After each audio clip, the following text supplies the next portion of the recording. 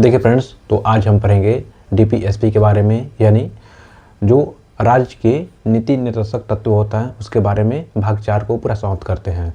इससे पहले हम क्या पढ़ा चुके हैं, भाग 1, 2, 3 मौलिक अधिकार पढ़ा चुके हैं, नागरिकता पढ़ा चुके हैं, राज्य संघ पढ़ा चुके हैं। तो आज क्लास नंबर 5 है, तो देखेंगे इसमें जो डीपीएसपी के बारे में पूरा 100% क्लियर करा देते हैं। ठीक है फ्रेंड्स, एक बार वीडियो देख लेने के बाद में आप लोगों को दावा करते हैं एक भी क्वेश्चन यहाँ से बाहर नहीं जाएगा। ठीक है, चलिए स्टार्ट करते हैं। पहले हम देखते हैं फ्रेंड्स कि कल हम पढ़ाए थे मौलिक अधिकार के बारे में। तो मौलिक अधिकार और डीपीएसपी में क्या अंतर है उसको एक बार देख लेते हैं। देखिए फ्रेंड्स, कल हम बताए थे मौलिक अधिकार, आप लोग वीडियो नहीं देखे होंगे तो देख लीजिएगा। ये कहाँ से लिया गया है, ध्यान रखिएगा, ये यूएसए से लिया गया है, यानी अमेरिका के संविधान से लिया गया है, ध्यान रखिएगा। देखिए डीपीएसपी की बात करते हैं, कहाँ से लिया गया है फ्रेंड्स, ध्यान रखिएगा, आयरलैंड से लिया गया है। ठीक है ना, आयरलैंड के संविधान से लिया गया है। ये भी ध्यान रखिएगा कि आयरलैंड कहाँ से लिया था, तो यह लिया था, आयरलैंड कहाँ से लिया था फ्रेंड्स, स्पेन के संविधान से लिए थे। ठीक है ना, चलिए आगे चलते हैं। अब ये बोलेगा कि मौलिक अधिकार किस आर्टिकल में है, तो ध्यान रखिएगा आर्टिकल 12 से लेकर के 35 में निहित है। ठीक है, और ये कौन सा अनुच्छेद में है डीपीएसपी, तो ध्यान रखिएगा 36 से लेकर के 51 में इसको वर्णित किया गया है, 51 तक। ठीक है फ्रेंड्स, तो आप लोग ध्यान रखिएगा। देखिए और बोलेगा कि जो मौलिक अधिकार होता है इसको निलंबित किया जा सकता है। इसको क्या होता है, निलंबित किया जाएगा। ठीक है ना, इसको नहीं किया जाएगा, ध्यान रखिएगा। क्योंकि एग्जाम्पल बताइए, आप लोग एग्जाम्पल समझिए। जब आपातकाल लगता है आर्टिकल 352 के तहत, जब राष्ट्रीय आपातकाल लग जाता है तो उस स्थिति में जो मौलिक अधिकार होता है वो स्वतः ही समाप्त हो जाता है आर्टिकल 358 के तहत। लेकिन ध्यान रखिएगा कभी भी मौलिक अधिकार के समय भी आर्टिकल 20 और 21 कभी समाप्त नहीं होता है। ठीक है फ्रेंड्स, ध्यान रखिएगा। और ये क्या बात करते हैं कि ये बाध योग होता है, यानी क्या होता है, बाध योग होगा। इसका मतलब क्या होता है, देखिए फ्रेंड्स, इसका मतलब ये होता है कि अगर ये कोई व्यक्ति आपके मौलिक अधिकार का हनन करता है या आपको ठेस पहुंचाता है तो उस स्थिति में आप जा कर के न्यायालय जाइए, सुप्रीम कोर्ट जाइए, हाई कोर्ट जाइए आर्टिकल 32 के तहत। ठीक है फ्रेंड्स, तो मतलब बाध योग होता है। ठीक है, लेकिन ध्यान रखिएगा ये बाध योग नहीं होता है। डीपीएसपी जो होता है ये बाध योग नहीं होता है, इस पर आप कहीं भी शिकायत नहीं कर सकते हैं, आपका हनन होगा तो। देखिए अब बात करते हैं, यह जो होता है यह कोई व्यक्ति का मतलब कि होता है, व्यक्ति के लिए होता है। किसके लिए होता है, यह एक व्यक्ति के लिए मौलिक अधिकार होता है। हर व्यक्ति को जब जन्म लेता है कोई व्यक्ति, जन्म के साथ ही उसको मौलिक अधिकार उसको प्राप्त हो जाता है स्वतः ही। ठीक है, लेकिन यह डीपीएसपी जो होता है यह जन्म के समय नहीं होता है, बल्कि यह एक समाज, देखिए इसमें क्या होता है, समाज का कल्याण होता है। ठीक है फ्रेंड्स, तो डीपीएसपी में क्या होता है, समाज का कल्याण होता है, और इसमें क्या होता है, तो एक व्यक्ति का कल्याण होता है। ठीक है, अब देखिए फ्रेंड्स, ये हम पढ़ लिए हैं। अब पढ़ते हैं हम आर्टिकल 36 से लेकर के 51 तक हम लोग पढ़ेंगे आर्टिकल को, जो कि डीपीएसपी में निहित है। ठीक है, और ये भी ध्यान रखिएगा, बोलेगा कि डीपीएसपी यानी देखिए इसको क्या बोलते हैं, directive principle of state policy. ठीक है फ्रेंड्स, जो राज्य के नीति निर्देशक तत्व हैं, इसको कौन बोले थे कि यह एक मतलब कि बैंक का चेक है। ठीक है ना, इसको कौन व्यक्ति बोले थे कि बैंक का चेक है। ठीक है फ्रेंड्स, बैंक का क्या है, एक चेक है। ध्यान रखिएगा, उनका नाम केटी शाह थे। कौन थे, केटी शाह बोले थे कि एक बैंक का चेक है, जो कि इसको बोले थे। ठीक है फ्रेंड्स, अब देखिए फ्रेंड्स, हम स्टार्ट करते हैं अब आर्टिकल को। तो सुनिएगा और ध्यान समझिएगा, 100% यहाँ से आप लोगों का सवाल आएगा। ठीक है फ्रेंड्स, देखिए अनुच्छेद 36 के बारे में बात करते हैं। ठीक है, देखिए आर्टिकल 36 क्या कहता है, वह चीज़ दिया गया है जो कि परिभाषित करता है। ठीक है फ्रेंड्स, जो डीपीएसपी होता है directive principle of state policy, यानी राज्य की नीति निर्देशक सिद्धांत जो होता है, यह आर्टिकल 36 में परिभाषा देता है। ठीक है ना, तो परिभाषा किससे है, आर्टिकल 36 से। आर्टिकल 37 देखिए फ्रेंड्स, अनुच्छेद 37 की बात करते हैं कि इसमें क्या दे रखा है। इसमें दे रखा है कोई भी व्यक्ति आपके डीपीएसपी का हनन करता है, राजनीति निषेधक सिद्धांत का आपको हनन करता है कोई व्यक्ति, तो उसके लिए आप न्यायालय में नहीं जा सकते हैं, न्यायालय को आप चुनौती नहीं दे सकते हैं। ध्यान रखिएगा, ये बाध योग आर्टिकल 37 में लिखा गया है, ये बाध योग नहीं है। ठीक है फ्रेंड्स, बाध योग ठीक है नहीं है। ठीक है, ध्यान रखिएगा, अनुच्छेद 37 कहता है। ठीक है फ्रेंड्स, अब चलते हैं अनुच्छेद 38 की ओर। देखिए अनुच्छेद 38 में क्या रखा है, इसमें दे रखा है कि इसमें जो सरकार है, सरकार ठीक है फ्रेंड्स, तो लोक कल्याण करेगी। क्या करेगी? लोक कल्याण करेगी। इसका मतलब क्या हो गया कि सरकार जनता के लिए कल्याण करेगी, यानी जैसे राशन कार्ड हो गया, राशन कार्ड से जनता का कल्याण होता है, तो राशन मिलता है, तो यह आर्टिकल 38 के तहत इसमें आता है। ठीक है, और देखिए इसमें क्या होता है, आर्टिकल 38 में इसमें न्याय भी मिलता है, सामाजिक आर्थिक और राजनीतिक, 3 प्रकार का न्याय संविधान में वर्णित किया गया है। सामाजिक, आर्थिक और राजनीतिक, यह तीनों न्याय कहाँ से मिलता है? अनुच्छेद 38 से मिलता है। ध्यान रखिएगा। अनुच्छेद 39 के बारे में बात करते हैं। देखिए इसमें कहा गया है कि समान कार्य के लिए समान वेतन।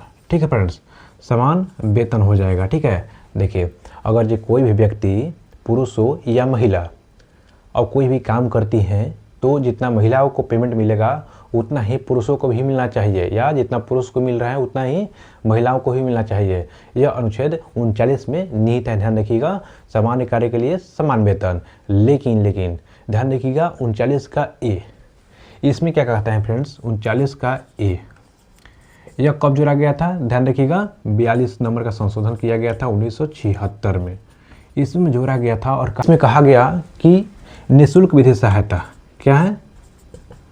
निःशुल्क विधि सहायता।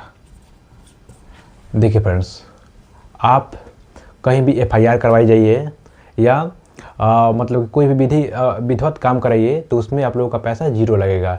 ये आर्टिकल 39 के ए में निहित है, जो कि 86 मतलब कि 1976 में जोड़ा गया था। ठीक है, अब चलते हैं अनुच्छेद 40 की ओर। देखिए अनुच्छेद 40 में क्या रखा है? अनुच्छेद 40 ठीक है फ्रेंड्स, इसमें कुछ नहीं है। इसमें क्या दे रखा है? ध्यान रखिएगा, ग्राम पंचायत के बारे में दे रखा है। ठीक है ना, ध्यान रखिएगा अनुच्छेद 40 में क्या है? ग्राम पंचायत। ठीक है फ्रेंड्स, चलिए आगे चलते हैं अनुच्छेद 41 में। 41, 42, 43 ये तुम याद रखिए। इसको ट्रिक है, क्या है? दमन, द म न। ठीक है फ्रेंड्स, दमन ध्यान रखिएगा तो ये याद हो जाएगा। 10 से क्या हो जाएगा? कुछ दशाओं में। देखिए फ्रेंड्स, आर्टिकल 41 क्या कहता है कि कुछ दशाओं में सरकारी सहायता प्रदान करना।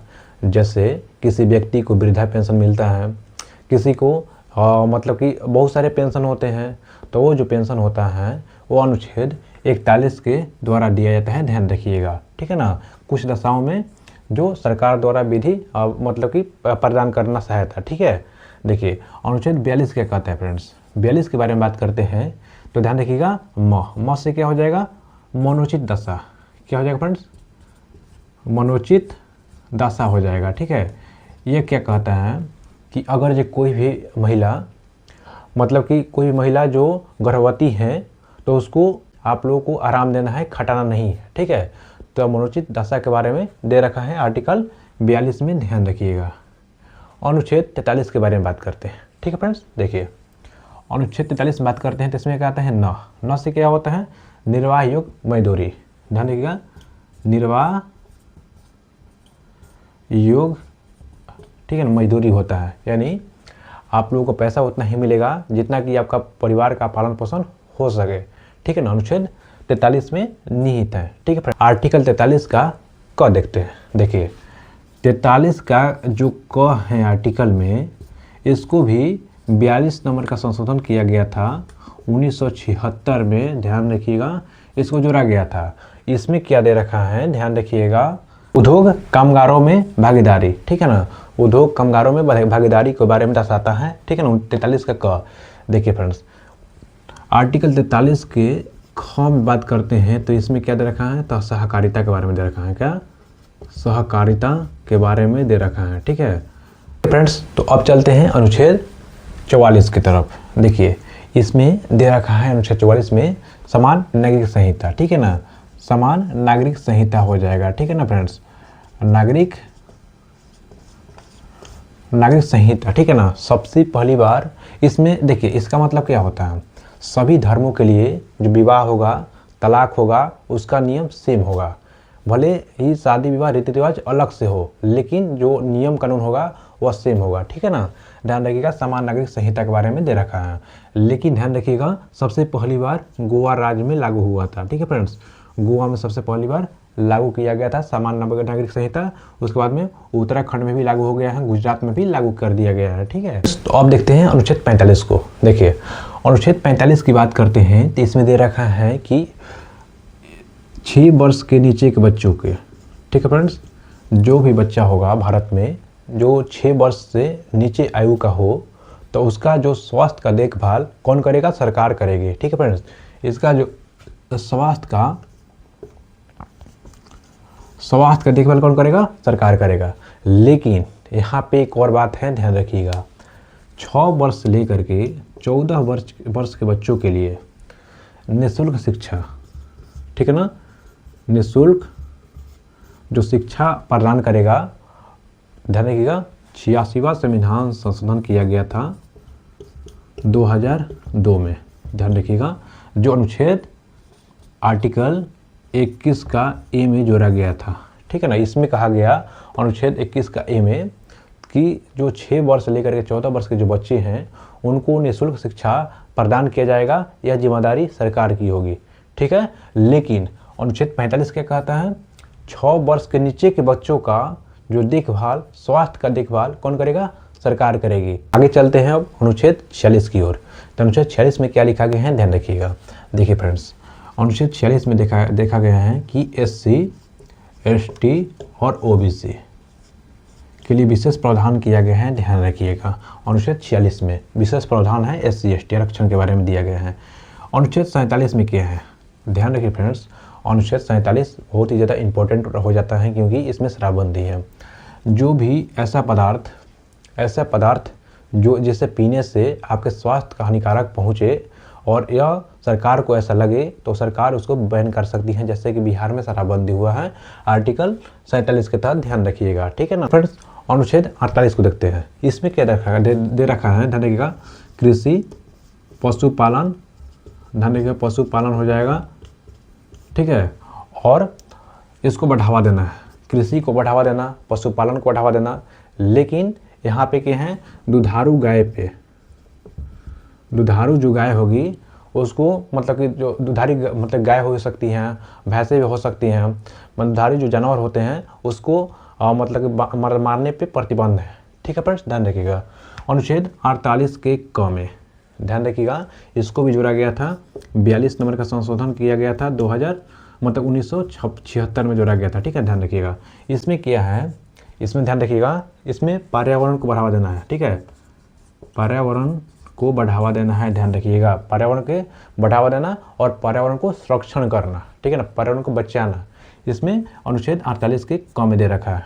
ठीक है फ्रेंड्स, अब देखिए अनुच्छेद 49 देख सकते हैं। देखिए अनुच्छेद 49 के बारे में बात करते हैं तो जो राष्ट्रीय स्मारक होता है, ध्यान रखिएगा, राष्ट्रीय स्मारक, ठीक है, और स्मारक जो हो जाएगा उसको बचाना, आपको रक्षा करना आपको मदद हो जाएगा। जैसे एग्जाम्पल के लिए बताते हैं, जैसे लाल किला हो गया, ताजमहल हो गया, ठीक है ना, तो ऐसा जो राष्ट्रीय स्मारक है उसको रक्षा करना आपका कर्तव्य हो जाता है। ध्यान रखिएगा, अनुच्छेद 49 में लिखा गया है।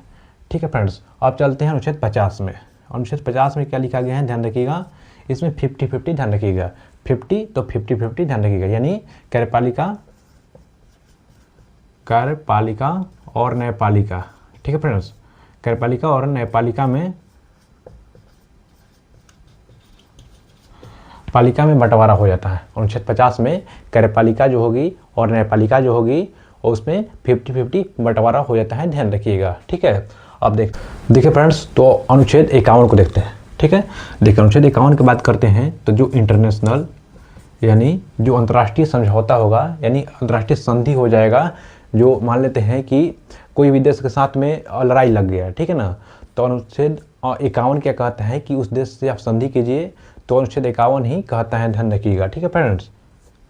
तो एक चीज़ याद रखिएगा, जो DPSP है यानी राज्य की नीति सिद्धांत जो हो जाएगा, इसको बाबा साहेब अम्बेडकर बोले थे अनोखी विशेषता, ठीक है ना, अनोखी विशेषता, ध्यान रखिएगा, ठीक है। पूछेगा कि अनोखी विशेषता कौन कहे थे, तो बाबा साहेब भीमराव अंबेडकर बोले थे कि DPSP जो होता है अनोखी विशेषता होता है।